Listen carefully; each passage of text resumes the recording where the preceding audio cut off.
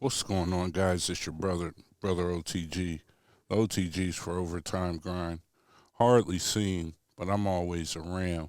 And today, I just wanted to give you a walkthrough of my setup.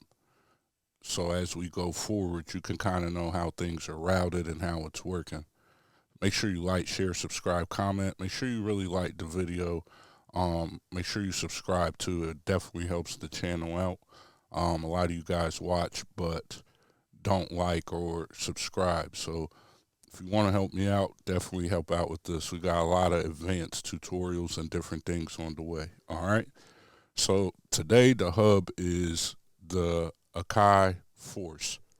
Okay.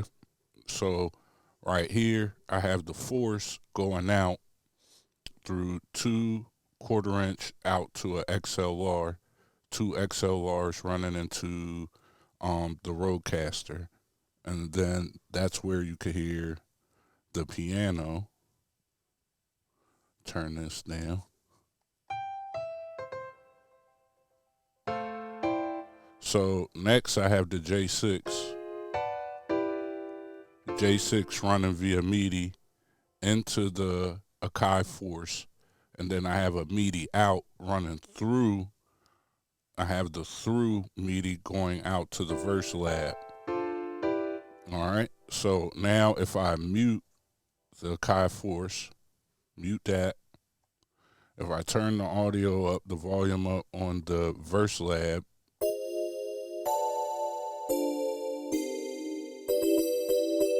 so I have the whole Verse Lab library now available to record into the Force. The out of the Verse Lab is going into the mixer right there. So let's run it down again. 1/4 inch outs to a XLR into the Rodecaster, MIDI out, and our MIDI out from the J6 into the Force, MIDI through to the Verse Lab running through the mixer. I have the SP right here. So I have the SP, I have a out right here running in to the Boss RC202 looper so I can loop. Let's erase that. Now we could just do this. Oh yeah. I have the MIDI out of the RC. I have the MIDI out of the SP404 out into the RC202 loop station. So it's controlling the tap tempo. So all I have to do is tap the tempo on the SP404. It'll set the tempo in the loop station, which will set the tempo in the Roland TR6S. Also controls the play. So I'm going to just turn the volume down on the TR6S. So now I can show you how the looper works. Just so you can see how that audio goes in. And you can see the audio going in from the red light on the peak. So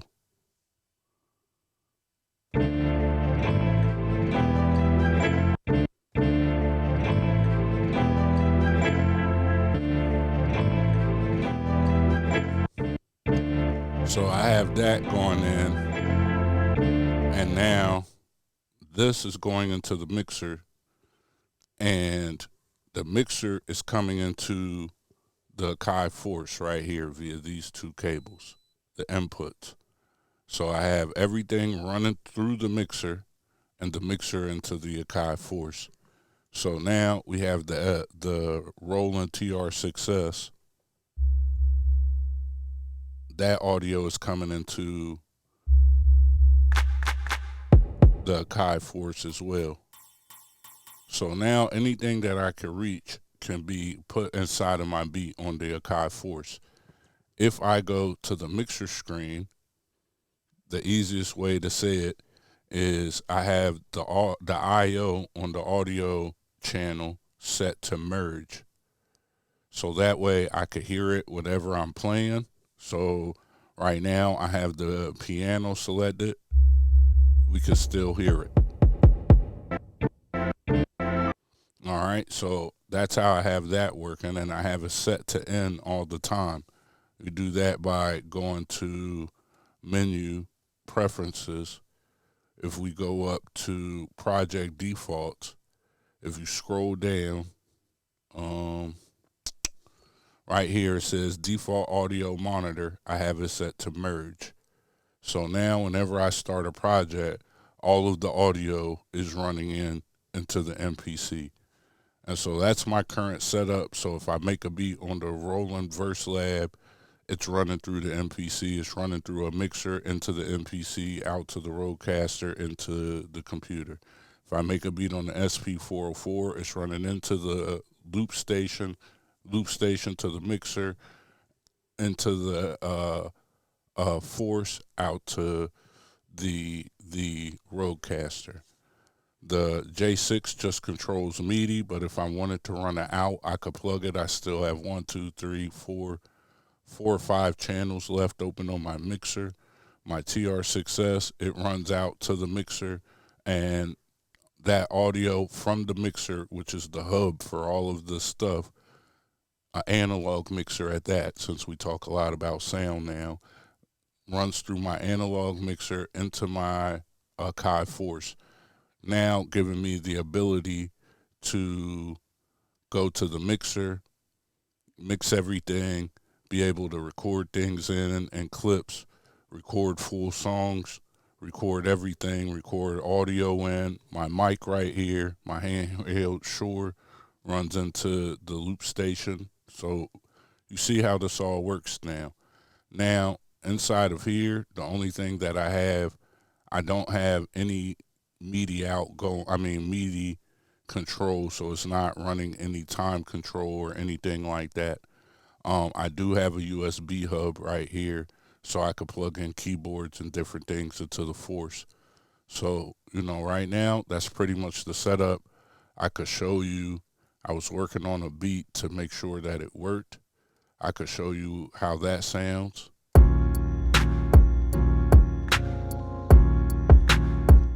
If I go here now, I can unmute this. And now if I was to solo it,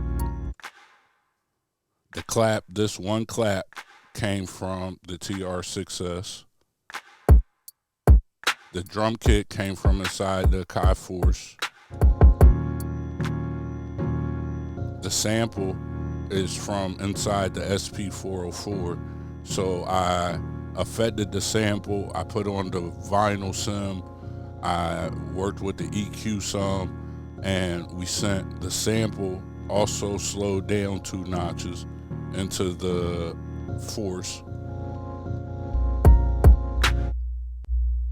The 808 is coming from the TR6S, which has the true TR-808 modeling and the real 606 and all of Roland's historic drum kit modeling built inside of it. That's why I run that into it.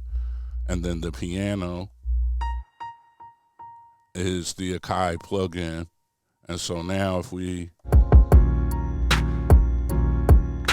so that's essentially the beat right there.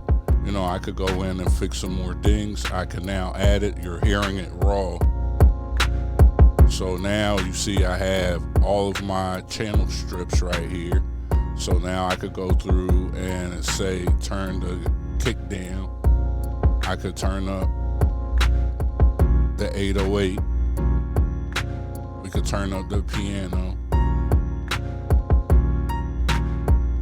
Now let's say I want to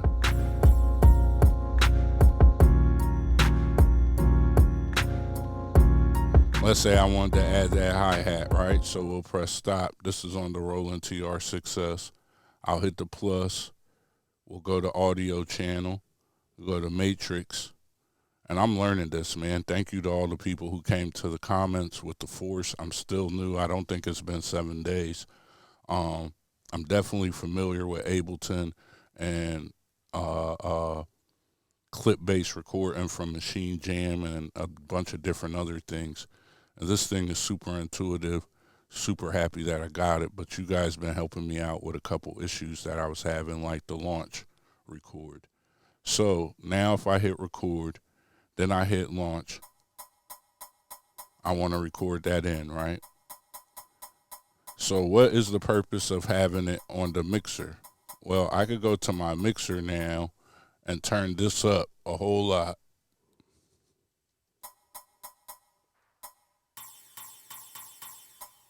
Hit the volume. All right, and now if I hit launch, we gotta stop. Had the wrong thing selected, so I hit record arm. Come here. Now, when I hit launch, boom, stop, hit record, now hit launch.